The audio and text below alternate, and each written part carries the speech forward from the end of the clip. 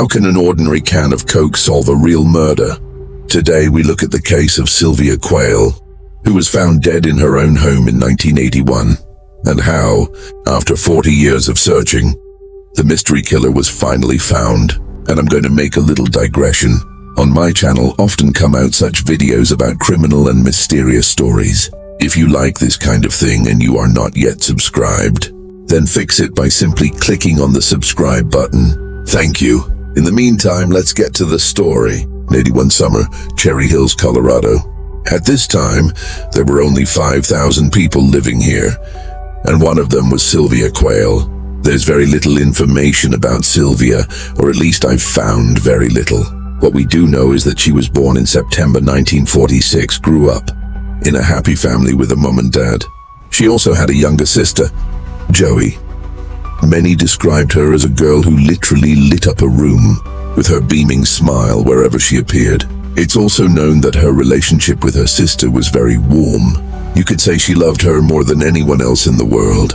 It was August 3rd, 1981, and Sylvia was 35. She left work and came home at nightfall. She was living alone at the time. Shortly before 11 p.m., Sylvia called her sister. I won't say exactly what they talked about, but the gist of it is that nothing portended trouble. The atmosphere was quite positive, and the sisters conversationally made plans for the next day. After 11 o'clock, they wished each other good dreams, and Sylvia went to bed. In the morning, Sylvia's father came to pick her up, as usual, to stop by the cafeteria for a cup of coffee. It was a daily tradition they had observed for a long time.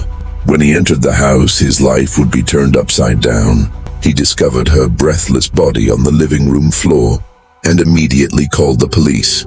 Authorities would later reach a verdict that, at some point during the night of August 3 to 4, she was attacked and then strangled. She had multiple wounds, and it appears they were inflicted with a knife. Also, an unknown suspect shot the girl in the temple, and she died shortly afterward from her injuries. In addition, police notes say that the phone line leading to the house was cut, and this suggests that the crime must have taken place at least after 11 p.m. After the very conversation between Sylvia and her sister, the notes also emphasize that the insect netting that covered Sylvia's bathroom window was ripped off its hinges and taken to nearby bushes. This indicates that the suspect most likely entered the house through the bathroom window. The family and locals were shocked by this news. Everyone was eager to find the culprit. But despite strong motivation, no solid leads were found. The forensic medical examiner's office of the 80s was still in its infancy, and since the police and the family could not even guess who the theoretical suspect might be, the probability of solving the crime quickly slipped to zero. That's when law enforcers, along with forensic experts, collected all the clues from the crime scene and placed them in a special container. This was done in the hope that someday in the future there might be technology to figure out what the case was about. And at that point, the Sylvia Quayle case was put away for a very long time. 2 years later, in late '83, investigators decided to revisit the case and try to get to the bottom of it. A few years earlier, when Sylvia was still alive, police in Canada had introduced a new forensic technology called alternative light source.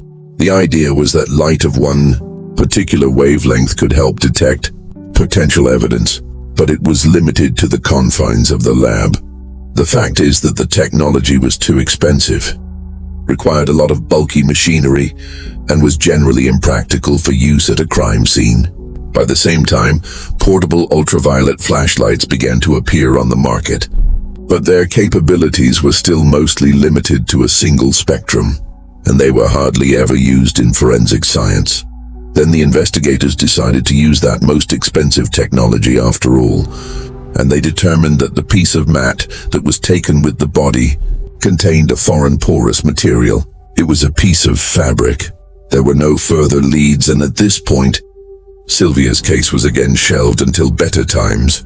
It wasn't until 12 years later, in 1995, when technology was much more readily available, that the mat was sent to the Central Bureau of Investigation for further examination and the creation of a DNA profile of the suspect. It took some time to develop the profile, but by 2000, the Bureau of Investigation had created a complete profile that matched the DNA on the mat that was found. However, this again did not result in finding the perpetrator. There was simply no DNA in either the state or national database with a matching profile. And this is where the fun part begins. A few years later, a clue found in Sylvia's case prompted analysts to take the DNA that had been developed and upload it to 2 publicly available websites, then called Genealogical Tree. The gist of these sites is that anyone is given a DNA collection kit. He takes it back and finds out if he has relatives he didn't know he had. The new field was called genetic geology. Researchers used the suspect's DNA in hopes of finding a match, and they succeeded. A match was found. The only problem was that the DNA matched the entire family tree of over 3,000 people. Still, it's better than the whole country, isn't it? Investigators immediately continued working on the case. But with so many suspects covering almost every state in America, they had a lot of work to do. Then it was necessary to narrow down the suspects. Law enforcement investigated literally everything related to these people. All kinds of newspapers, public records, who they're associated with, where they're from and where they live. And in the end, this enormous amount of work paid off. The circle of suspects from 3,000 people was reduced to 1. His name was David Anderson. As it turned out, David lived in the Colorado area in 1981. When the murder took place, there was no way he could have been a coincidence.